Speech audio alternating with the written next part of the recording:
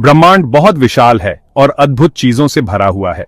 इन अजूबों में से एक हैं गैलेक्सी के समूह, गुरुत्वाकर्षण द्वारा एक साथ बंधी हुई विशाल संरचनाएं। ऐसा ही एक कॉस्मिक महानगर है कोमा क्लस्टर, जिसे एबेल 1656 के नाम से भी जाना जाता है। कोमा बेरेनिसिस तारामंडल में 300 मिलियन प्रकाश वर्ष से भी अधिक दूर स्थित कोमा क्लस्टर ब्रह्मांड के भव्य पैमाने का एक आश्चर्यजनक उदाहरण है। यह हजारों आकाश गंगाओं का घर है, जो ब्रह्मांडीय समय के पैमाने पर गुरुत्वाकर्षण की शक्ति का प्रमाण है। कोमा क्लस्टर केवल आकाश गंगाओं का एक यादृच्छिक संग्रह नहीं है, यह एक गतिशील वातावरण है जहां आकाश गंगाएं गुरुत्वाकर्षण और अन्य ब्रह्मांडीय बलों के प्रभाव में परस्पर क्रिया करती हैं, विलीन होती हैं और विकसित होती हैं। कोमा क्लस्टर का अध्ययन खगोलविदों को आकाश गंगा के विकास, डार्क मैटर के वितरण और प्रारंभिक ब्रह्मांड के गुणों का अध्ययन करने के लिए एक अनूठी प्रयोगशाला प्रदान करता है। इसका विशाल आकार और पृथ्वी से निकटता इसे पेशेवर और शौकिया दोनों तरह के खगोलविदों के लिए एक आदर्श लक्ष्य बनाती है।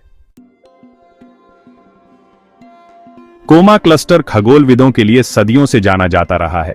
शुरुआती आकाश देखने वालों ने कोमा बेरेनिसिस नक्षत्र में प्रकाश की एक धुंधली सी धुंध देखी, जो किसी असाधारण चीज की उपस्थिति का संकेत देती थी। हालांकि शक्तिशाली दूरबीनों के विकास के बाद ही इस खगोलीय पिंड की असली प्रकृति का पता चला। 1781 में एक फ्रांसीसी खगोलशास्त्री चार्ल्स मेसियर ने कोमा बेरेनिसिस तारामंडल की दिशा में दो चमकीली वस्तुओं को आकाशीय पिंडों की अपनी प्रसिद्ध सूची में जोड़ा।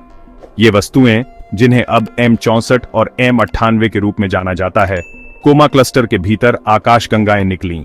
19वीं शताब्दी में जर्मन मूल के ब्रिटिश खगोलशास्त्री विलियम हर्शल ने कोमा क्लस्टर का अवलोकन किया और बेहोश धुंधली वस्तुओं में इसकी समृद्धि को नोट किया। हर्शल के अवलोकनों ने सुझाव दिया कि समूह में बड़ी संख्या में तारे थे, जो एक आकाश गंगा द्वारा बताए जा सकने वाले तारों से कहीं अधिक थे। यह तेजी से स्पष्ट होता जा रहा था कि कोमा क्लस्टर सितारों का कोई साधारण संग्रह नहीं था, बल्कि कुछ कहीं अधिक महत्वपूर्ण था। कोमा क्लस्टर आकाश गंगाओं की एक विविध आबादी का घर है। प्रत्येक की अपनी अनूठी विशेषताएं हैं। क्लस्टर में दो विशाल अंडाकार आकाश गंगाओं NGC 4874 और NGC 4899 का प्रभुत्व है। माना जाता है कि ये गैलेक्टिक टाइटन्स अरबों वर्षों में कई छोटी आकाश गंगाओं के विलय से बने हैं। उनका विशाल गुरुत्वाकर्षण खिंचाव समूह के भीतर अन्य आकाश गंगाओं की गति और विकास को प्रभावित करता है। इन दिग्गजों के अलावा कोमा क्लस्टर में हमारी अपनी आकाश गंगा मिल्की वे के आकार और संरचना के समान सर्पिल आकाश गंगाओं की एक भीड़ भी है। ये सर्पिल आकाश गंगाएं अक्सर समूहों या तंतुओं में पाई जाती हैं।